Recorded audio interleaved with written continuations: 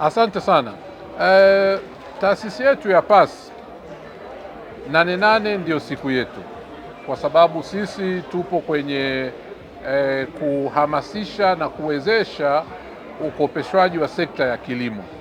na tukizungumzia sekta hii ya kilimo ni tunasema mnyororo wa thamani wote, mwanzo mwisho, kuanzia mbegu mpaka mnunuzi wa mwisho mpaka na processor, kuwezesha mnyororo huu wa thamani. Na kwa hiyo 8/8 kwetu niseme kama wakulima, nijiite hivyo, kama wakulima ndio sherehe yetu. Lakini nikirudi kwenye kauli mbiu ya mwaka huu ambayo inasema tambua soko na kuongeza tija, tukijenga dira ya taifa ya mwaka 2050, sisi kama taasisi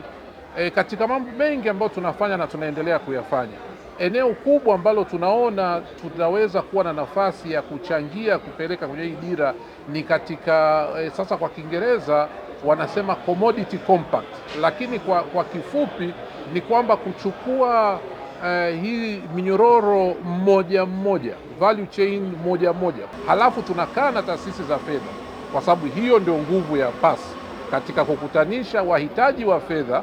na watoaji fedha, kwa kutoa dhamana, kwa kutoa garantii ili hawa waweze kukopesheka. Kwa sababu kati ya vitu vikubwa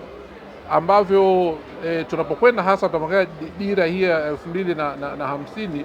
ukikaa na watu wa masoko wanasema masoko yapo,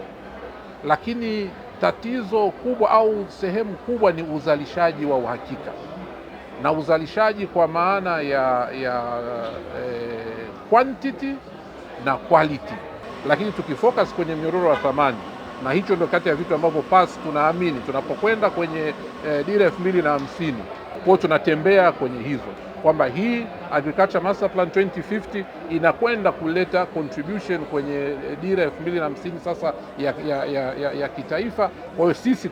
tunahusika kule kuhakikisha kwamba hili linawezekana.